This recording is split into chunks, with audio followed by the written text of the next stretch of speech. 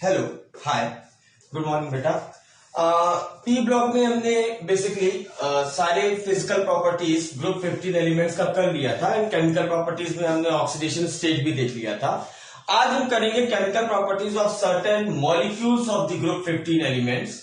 Group 15 elements के कुछ compounds या कुछ मॉलिक्यूल्स का हम केमिकल प्रॉपर्टीज स्टडी करेंगे और उसमें सबसे पहला आपका है halides, hydrides of group 15। Hydrides of group 15। Hydrides of group 15 कैसे दिखते हैं आपके? लाइक नाइट्रोजन का hydride is your ammonia, then comes phosphine PH3, then ASH3, then SbH3 and then bismuth का hydride BiH3। These are the hydrides of group 15 elements और basically हमको इन्हीं के सारे केमिकल प्रॉपर्टीज को स्टडी यहां पर करना है। Now as you know NH3 is known as ammonia. PH3 का जो कॉमन नेम है वो आपका, अब इसके बाद जो भी नेम आएगा उस नेम के आगे ईन लगेगा, फॉस्फीन, आर्सेनिन, एंटीमाइन, फिर बिस्मुथ हाइड्राइड। ये इनका नाम है, अगर आपको याद करना करिए, अदरवाइज नाम से कुछ नहीं रखा है। हमें पहले इनके स्ट्रक्चर को देखना होगा कि इनका स्ट्रक्चर और इनका हाइब्रिडाइजेशन क्या होता है। मैंने आपको बताया था बेटा कि हाइब्रिडाइजेशन आप कैसे निकालते हैं। जब भी आपके पास कोई मॉलिक्यूल दिया गया है उसका आप पहले एग्जैक्ट स्ट्रक्चर बनाएं। एग्जैक्ट स्ट्रक्चर ऐसा होगा NH3 का, जो हम सोच सकते हैं कि नाइट्रोजन के आउटर मोस्ट में 5 इलेक्ट्रॉन होता है, जिसमें से 3 इलेक्ट्रॉन जो है वो क्या नाम का हाइड्रोजन के साथ शेयर कर लिया है और जो 2 इलेक्ट्रॉन बचा है it resides over the head of the nitrogen as a lone pair. और जब आप इसका हाइब्रिडाइजेशन निकालते हैं तो हाइब्रिडाइजेशन में याद रखिए जितने नंबर ऑफ बॉन्ड्स हैं उनको तो हम काउंट करेंगे ही, और जो लोन पेयर है उसको भी हम एक सिंगल बॉन्ड के रूप में ट्रीट करेंगे। फिर मैंने आपको बताया था कि just count the number of bonds, जहां पे आप लोन पेयर को भी बॉन्ड मानेंगे, डबल बॉन्ड को भी एक सिंगल बॉन्ड मानेंगे, ट्रिपल बॉन्ड को भी एक सिंगल बॉन्ड मानेंगे, and allocate the number of orbitals equivalent to the number of bonds. What do I mean? कि अगर आप sp-df ऑर्बिटल्स की बात करें तो s का 1 ऑर्बिटल होता है, p के 3 ऑर्बिटल्स होते हैं, d के 5 ओरिएंटेशंस होते हैं और f के 7 ओरिएंटेशंस होते हैं। तो उस बेसिस पे सारे ऑर्बिटल्स आपको एलोकेट करना है।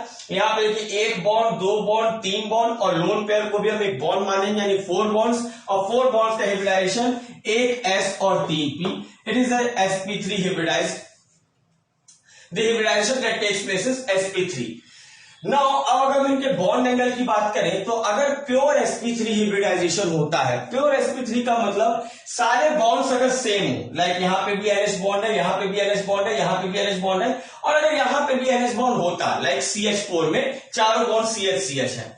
जब pure hybridisation, pure sp3 hybridisation होता है तो बॉन्ड एंगल 109.5 डिग्री या 109 डिग्री 28 मिनट्स आता है। लेकिन अगर प्योर हाइब्रिडाइजेशन नहीं है, प्योर हाइब्रिडाइजेशन ना होने का मतलब सारे बॉन्ड्स इक्वल नहीं है, जैसे 1 बॉन्ड, 2 बॉन्ड, 3 बॉन्ड, चौथा जो बॉन्ड मैं काउंट कर रहा हूं वो लोन पेयर को बॉन्ड मान रहा हूं, तो ये बॉन्ड इक्वल नहीं होगा।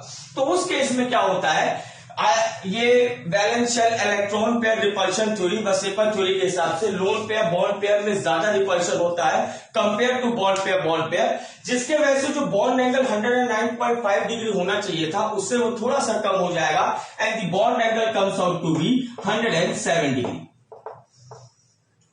It is equal to 107.5 degree, you can see, या take it 107 degree, that's not going to affect the result. ठीक है, bond angle is near about 107 degree. तो जितनी मैंने अभी तक बातें बताई कि हाइब्रिडाइजेशन एंड बॉन्ड एंगल, अगर आपने अभी कोई चैप्टर नहीं किया है यू कैन स्किप इट। बस आपको इतना याद रखना है कि अमोनिया में हर बॉन्ड मतलब HNH या HNH या उधर से कहीं से भी आप बॉन्ड एंगल निकालेंगे, the bond angle will come out to be 107 degree. Now हमें ये देखना है कि जैसे जैसे हम डाउन द ग्रुप जाएंगे ये बॉन्ड एंगल इंक्रीज होगा या डिक्रीज होगा। Let us see this.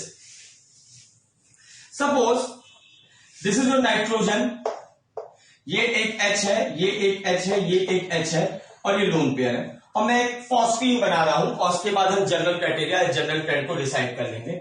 और फॉस्फीन ऐसा कुछ है, PH H H और ये lone pair, this is your ammonia, phosphine.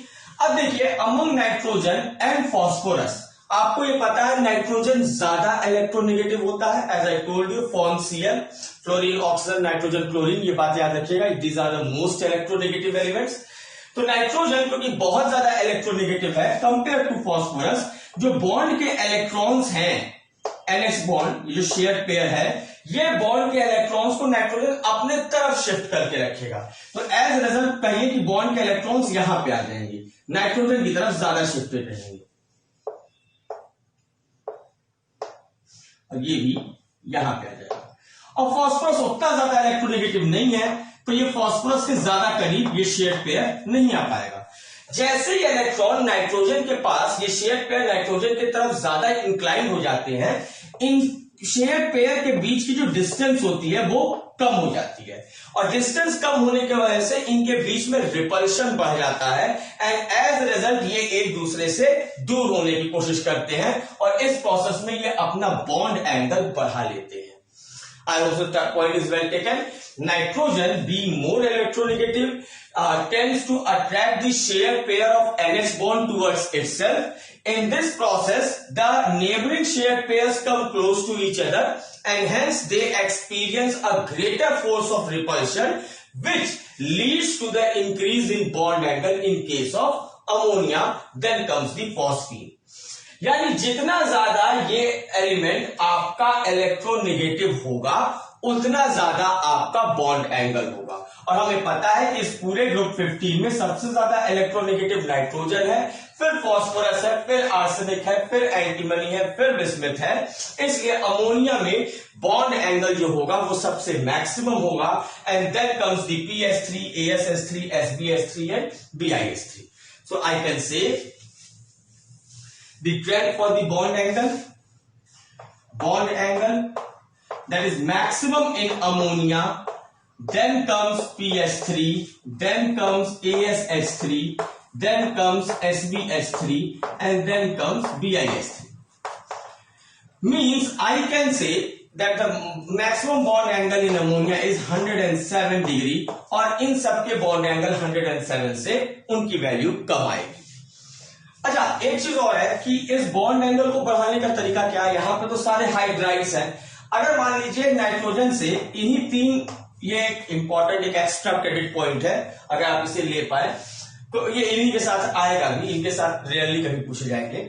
अगर इसी नाइट्रोजन को अगर मैं 3 मिथाइल ग्रुप से अटैच कर दूं, 3 हाइड्रोजन की जगह 3 मिथाइल ग्रुप से अटैच कर दूं, और जिनमें ऑर्गेनिक पड़ी है उन्हें पता है मिथाइल, एक तो नाइट्रोजन इलेक्ट्रोनेगेटिव होने की वजह से शेयर पेयर को अपने तरफ खींचेगा, और दूसरी प्रॉपर्टी क्या है, मिथाइल ग्रुप और इंडक्टिव इफेक्ट के थ्रू बॉन्ड के इलेक्ट्रॉन को वो रिपेल भी करते हैं। तो एज रिजल्ट ये जो बॉन्ड के इलेक्ट्रॉन से बहुत ज्यादा नाइट्रोजन के पास आ जाएंगे, और इसका बॉन्ड एंगल और ज्यादा बढ़ जाएगा। तो अगर नाइट्रोजन के आगे, मीन्स मैं यहां पे एक एक्स्ट्रा पॉइंट ऐड कर रहा हूं, if you want to do, अगर नाइट्रोजन के साथ 3H की जगह 3CH3 जुड़ा हो, तो bond angle approximately goes 111 degree के आसपास बॉन्ड एंगल अप्रोक्सीमेटली चला जाता है। तो सबसे ज्यादा बॉन्ड एंगल इस केस में होगा। तो कभी कभी कॉम्पिटिटिव पेपर में वो पूछ सकते हैं कि आपसे नाइट्रोजन के ही कंपाउंड दे दें, एक बार नाइट्रोजन में 3 मिथाइल ग्रुप, एक बार 2 मिथाइल ग्रुप, एक बार 1 मिथाइल ग्रुप, और एक बार तीनों हाइड्रोजन होंगे। तो जितने ज्यादा मिथाइल ग्रुप्स होंगे उतना ज्यादा बॉन्ड एंगल देखने को मिलेगा, and bond angle will lie between 111 degree and 107 degree only with those compounds that are attached to the nitrogen, like hydrogen या फिर CH3 ये वो कंपाउंड्स हैं, CH3 मिथाइल ग्रुप या ethyl group, they tend to donate, या you कह सकते हैं कि they tend to repel the electrons in the bond by inductive effect. I hope so the point is well taken. But इस पूरे topic में hydrides और ग्रुप 15 में ये टॉपिक आप चाहे तो अभी के लिए स्किप कर सकते हैं, ऑर्गेनिक में भी आपको ये चीज बताई जाएगी। Now next comes, after bond angle comes basic character, या बेसिक कैरेक्टर से पहले, ओके बेसिक कैरेक्टर, अच्छा इसका रीजन लिख लीजिएगा, 1 मिनट। रीजन क्या है या explanation, since nitrogen is most electronegative in group 15, in group 15, the electrons, the shared pair of electrons, the shared pair of electrons are more inclined towards nitrogen nucleus, are shifted towards nitrogen nucleus, and hence suffers more repulsion, which leads to increase in bond angle. ये तो मैंने इतना बड़ा आपको explain करने के लिए लिख दिया। अगर एग्जाम में ये चीज आता है, आपको बस एक लाइन का इसका एक्सप्लेनेशन देना है, because electronegativity decreases down the group. Since electronegativity decreases down the group, तो जो कैरोल का शेयर पेयर को अपनी तरफ अट्रैक्ट करने की जो पॉसिबिलिटी है या जो टेंडेंसी है वो भी कम होते जाएगा, और as a result share pairs के बीच में जो रिपल्शन है वो कम होते जाएगा, and hence bond angle will be less. Now next comes beta thermal stability. I hope so bond angle is clear. अगला आता है बेटा thermal stability of these hydrides. अब thermal stability मैं आपको बता दूं, इसके थ्रू मैं आपको किसी भी कंपाउंड की थर्मल स्टेबिलिटी को निकालने का एक तरीका बताता हूं बेटा। आपको बस साइज रेशियो देखना है। लाइक ये कंपाउंड नाइट्रोजन हाइड्रोजन का है, नाइट्रोजन और नाइट्रोजन की साइज बहुत छोटी होती है और हाइड्रोजन की साइज तो छोटी होती है। तो अगर साइज रेशियो कंपैटिबल है, लाइक नाइट्रोजन हाइड्रोजन दोनों ही छोटे छोटे हैं, तो इनके बीच का जो बॉन्ड होगा वो बहुत ही ज्यादा स्ट्रांग होगा। फिर साइज जैसे से बढ़ता जाएगा, फॉस्फोरस की साइज और बड़ी है, हाइड्रोजन की साइज छोटी है, तो बॉन्ड ओवरलैपिंग उतनी नहीं हो पाएगी, तो इनके बीच का जो बॉन्ड होगा उतना स्ट्रांग नहीं होगा। इसमें तो बहुत ही कम होगा, इसमें बहुत कम, और इसमें तो एकदम ही कम। यानी अगर जब भी आप thermal stability not only of group 15, group 16, group 17, कहीं भी आप थर्मल स्टेबिलिटी चेक करें, एक बार अपने दिमाग में इन योर बैक हेड आप एक बार सोच लीजिए कि जो कंबाइनिंग एटम्स हैं उनके साइज के बीच में कितनी कंपैटिबिलिटी है। जितनी ज्यादा कंपैटिबिलिटी मतलब उनकी साइज अगर लगभग सेम है, तो उनके बीच का जो बॉन्ड होगा वो बहुत ज्यादा स्ट्रांग होगा, एंड हेंस उनकी थर्मल स्टेबिलिटी भी बहुत ज्यादा स्ट्रांग होगी, थर्मल स्टेबिलिटी ज्यादा होगी। कहने का मतलब कि अगर बॉन्ड स्ट्रांग है तो उस बॉन्ड को तोड़ने के लिए आपको ज्यादा थर्मल एनर्जी या ज्यादा एनर्जी रिक्वायर्ड है, या ज्यादा एनर्जी इन्वेस्ट करना पड़ेगा। So that's why the thermal stability is maximum in NH3, and then comes PH3, and then comes AsH3, and then comes SbH3, and then comes BiH3। और इस thermal stability से बहुत सारी चीजें जज होती हैं। इसका कभी आपसे रीजन नहीं पूछेगा व्हाई, क्योंकि ये एज अ हार्ड फैक्ट है कि आपको लेके चलना है, जो याद करना होता है कि थर्मल स्टेबिलिटी अमोनिया की ज्यादा है, फिर फॉस्फीन, फिर AsH3, फिर SbH3, फिर BiH3, but you will have to know it. और इसको आप याद कैसे रख सकते हैं? अगर आप याद नहीं करना चाह रहे हैं, इसे आप बस समझना चाह रहे हैं, तो थर्मल स्टेबिलिटी आप चेक किया करिए उनके साइज कंपैटिबिलिटी से। नाइट्रोजन और हाइड्रोजन के बीच में साइज कंपैटिबिलिटी सबसे ज्यादा होगी, क्योंकि उसके बाद में ये साइज बढ़ते जा रहा है और हाइड्रोजन उनके सामने बहुत छोटा है, तो बॉन्ड जब बना रहे होंगे, जब उनके ऑर्बिटल्स ओवरलैप हो रहे होंगे, तो वो अच्छे से नहीं हो रहे होंगे। अब अगर आपको थर्मल स्टेबिलिटी समझ में आया, तो आपको इनके रिड्यूसिंग कैरेक्टर भी समझ लेना चाहिए। That's important. रिड्यूसिंग कैरेक्टर मतलब ability to give the hydrogen. Means reducing agents है कौन? जो H दे सके ताकि वो H जाके किसी के ऊपर अटैक कर सके। These are the reducing agents. जैसे ऑक्सीडाइजिंग एजेंट्स ऑक्सीजन डोनर्स होते हैं, वैसे रिड्यूसिंग एजेंट्स हाइड्रोजन डोनर्स होते हैं। और थर्मल स्टेबिलिटी से आपको पता चला BiH3 की थर्मल स्टेबिलिटी सबसे कम है, मतलब थोड़ा सा एनर्जी दे दीजिए, ये अपना हाइड्रोजन छोड़ देगा। तो बेहतरीन रिड्यूसिंग एजेंट सबसे ज्यादा कौन है? That is BiH3। तो रिड्यूसिंग कैरेक्टर का जो ट्रेंड है that will be reverse. NH3 से ज्यादा PH3, उससे ज्यादा AsH3, उससे ज्यादा SbH3 और उससे ज्यादा BiH3।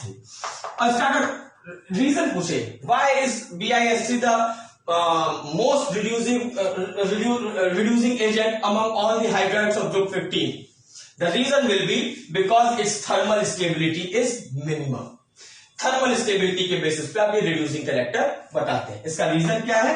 Thermal stability goes on decreasing, thermal stability goes on decreasing down the group, stability goes on decreasing down the group. This is the reason, and this reason assures the very fact that BiS3 is one of the most powerful reducing agents of group 15 hydrides. Next, in hydrides के पास एक lone pair है, ठीक है, lone pair है, और अगर आपने आयनिक का केमिकल इक्विलिब्रियम किया होगा तो वहां पे आपने जाना है कि जिसके पास लोन पेयर होता है they very readily act as Lewis bases. अगर आप ऑर्गेनिक के लेक्चर्स मेरे फॉलो कर रहे हैं तो वहां पे मैंने आपको लेवाइस एसिड के बारे में बताया, लाइक AlCl3 कि AlCl3 3 Cl से जुड़ा हुआ है और 2 2 4 2 6 यानी उसके पास 6 इलेक्ट्रॉन है, लेकिन कोई भी एटम 8 इलेक्ट्रॉन्स चाहता है कंप्लीट करना, ऑक्टेट कंप्लीट करना, तो still it can accept 2 electrons from someone. तो जो एक इलेक्ट्रॉन पेयर को एक्सेप्ट कर सकते हैं वो लेवाइस एसिड है, और जो एक इलेक्ट्रॉन पेयर को दे सकते हैं वो आपके लेवाइस बेस है। So hydrides of group 15, hydrides of group 15 act as Lewis bases, and why? Due to availability of lone pair of electrons, as they have lone pair of electrons, they have lone pair of electrons. Now again that's clear that as they have a lone pair of electrons, they can donate this lone pair, thereby acting as a Lewis base. Now अब आपको ये पता करना है कि इनमें से सबसे बेहतरीन Lewis base कौन होगा। Again the answer goes with the ammonia. ये तो आप छोटे क्लास से करते आ रहे हैं कि ammonia is a very perfect Lewis base, and the reason for it, size of nitrogen is very small. तो इसके ऊपर जब ऐसा समझे कि नाइट्रोजन की साइज ये है छोटी सी, फॉस्फोरस की उससे थोड़ी सी बड़ी है, फिर एस की और भी बड़ी है, एसबी की और बड़ी, और बिस्मिथ की तो बहुत ही बड़ी। तो इस पे जो 2 लोन पेयर हैं वो क्या नाम का यूनिफॉर्मली स्प्रेड है इतने रीजन में, इस पे ज्यादा, इस पे और ज्यादा, इस पे और ज्यादा, इस पे और ज्यादा, यानी इलेक्ट्रॉनिक डेंसिटी जो मैक्सिमम होगी किसके अराउंड, नाइट्रोजन के अराउंड, एंड हेंस इनके सिंस इनके इलेक्ट्रॉनिक डेंसिटी बहुत ज्यादा है, consequently they can easily donate a lone pair and hence act as better Lewis base. So as per the Lewis base character, तो Lewis base character की अगर मैं बात करूं, Lewis base में तो सबसे बेहतरीन Lewis base आपका अमोनिया है, देन कम्स PH3, और उसके बाद ये ASS3 SBS3, ये समझे ये तो बहुत रेयर केस में ही आपका कभी लोन पेयर देते हैं, but since we are taking on the trend हमें इसमें को इंक्लूड करना होगा। So this is a trend for the hydrides of group 15 to act as Lewis base. And the last point is boiling point, and पहले अगर मैं बात करूंगा इनके सॉल्युबिलिटी की बात, the how they are soluble in water, solubility in water, get tendency to form hydrogen bonds. I hope so this point is well taken. Lewis base के terms में हो गया। Next is tendency to form hydrogen bond, tendency to form hydrogen bonds. मैं फिर से ये बता दूं बेटा, and solubility in water, solubility in water। मैं तो आपको फिर से बता दूं बेटा ये बात कि हाइड्रोजन बॉन्ड्स कौन फॉर्म कर सकता है, इस चीज के लिए 2 क्राइटेरिया होना चाहिए। पहली चीज तो आपके पास FON, फ्लोरीन ऑक्सीजन नाइट्रोजन में से कोई एक एलिमेंट होना चाहिए जो है हमारे पास, और दूसरा ये कह लीजिए कि जिससे ये हाइड्रोजन बॉन्डिंग बनाने जा रहा है जिसके साथ, उसके पास एक हाइड्रोजन होना चाहिए, लाइक वाटर H2O, उसके पास H होता है। तो nitrogen can very easily, this hydride could very easily form hydrogen bonding with the water, और उसके बाद PH3, ASS3, SBS3 और BiS3 ये उतना ज्यादा हाइड्रोजन बॉन्डिंग फॉर्म नहीं कर पाते हैं, and hence since ammonia has got higher tendency to form hydrogen bonds with water, it is very much soluble in water. As a general knowledge मैं आपको ये बता दूं कि among all the existing gases on the earth, it's ammonia which is the highest soluble gas in water. ये HCl से भी ज्यादा soluble gas होता है। ammonia is the highest soluble gas in water. Please keep in mind, ये आपके 1 marker में MCQs में जो टर्म 1 में आएगा उसमें आ सकता है। तो ammonia forms extensive hydrogen bond with water, extensive hydrogen bond with water, and hence is highly soluble in water, highly soluble in water, and solubility decreases down the group. इसके बाद जो solubility है वो डाउन दी ग्रुप घटते जाता है। और जैसे अगर ये हाइड्रोजन बॉन्डिंग समझ में नहीं आया है, will take it in some other lecture, उसको हम किसी और लेक्चर में ले लेंगे। अभी के लिए आप बस हाइड्रोजन बॉन्डिंग के लिए इतना याद रखिए, अगर आपके पास FON fluorine, not Cl also, fluorine भी हाइड्रोजन बॉन्ड नहीं बना पाता, उसकी साइज बहुत बड़ी होती है। आपको फ्लोरीन, ऑक्सीजन और नाइट्रोजन में से कोई एक एलिमेंट होना चाहिए और वो किसी हाइड्रोजन से जुड़ा होना चाहिए, तभी वो हाइड्रोजन बॉन्डिंग बना पाएगा पानी के साथ। और क्योंकि ये हाइड्राइड्स है ही, ये हाइड्रोजन से पहले से जुड़ा हुआ है, तो ये अमोनिया बहुत ही एक्सटेंसिवली, बहुत ही इंटेंसिव वे में ये पानी के साथ हाइड्रोजन बॉन्ड बना सकता है, and hence it is one of the most soluble gases in the world, और ये solubility decreases down the group. I also, this is all about group 15. We are left only with one point. Let us complete it. Boiling point की अगर मैं बात करूं, तो again ammonia का boiling point, just a trend, ammonia का boiling point pH3 से बड़ा होता है, लेकिन उसके बाद जो सबसीक्वेंट हाइड्राइड्स हैं उनका बॉइलिंग पॉइंट बढ़ते जाता है। एंड इसके पीछे रीजन ये है, अमोनिया के मॉलिक्यूल्स आपस में हाइड्रोजन बॉन्ड बना सकते हैं, और जैसे N है, ये H, ये H, ये H, और एक और कहीं N, H, H, H है। अमोनिया भी इलेक्ट्रोनेगेटिव, ये डेल माइनस होगा, ये डेल प्लस होगा, तो इसका डेल माइनस ये दूसरे किसी अमोनिया के जो डेल प्लस वाला H है उसके साथ ये हाइड्रोजन बॉन्डिंग बना सकते हैं। तो ये आपस में हाइड्रोजन बॉन्डिंग बना सकते हैं, एंड हेंस उनको दूर करने के लिए आपको थोड़ी सी ज्यादा एनर्जी लगेगी, and hence its boiling point is high compare to that of phosphine. But ये भी इंपॉर्टेंट है, उसके बाद की जो हाइड्राइड्स हैं वो वैन डर वाल्स फोर्स से एक दूसरे से जुड़े हुए हैं, लेकिन उनके अंदर वैन डर वाल्स फोर्स की जो टेंडेंसी है वो बहुत ही ज्यादा मैक्सिमम है। इस बात को आप समझेंगे जब आप डी ब्लॉक एलिमेंट्स कर रहे होंगे, कितना वैन डर वाल्स फोर्स इनके अंदर आ सकता है। लेकिन हायर मेंबर्स, किसी भी ग्रुप के तीसरे मेंबर के बाद कोई भी कंपाउंड हो, वो अच्छे से वैन डर वाल्स फोर्स उनके बीच में एग्जिस्ट कर सकता है, एंड हेंस उनकी बॉइलिंग पॉइंट हमेशा ज्यादा होगी। So please remember this fact is very important for the competition purpose कि अमोनिया का बॉइलिंग पॉइंट फॉस्फीन से ज्यादा है, लेकिन उसके बाद के सबसीक्वेंट मेंबर्स का बॉइलिंग पॉइंट अमोनिया से भी मतलब पहले बॉइलिंग पॉइंट डिक्रीज होता है फॉस्फीन तक, और उसके बाद बॉइलिंग पॉइंट इंक्रीज होता है BiS3 तक। And this is all about the hydrides of group 15. In next lecture we will be taking halides of group 15. For the time being, thank you beta.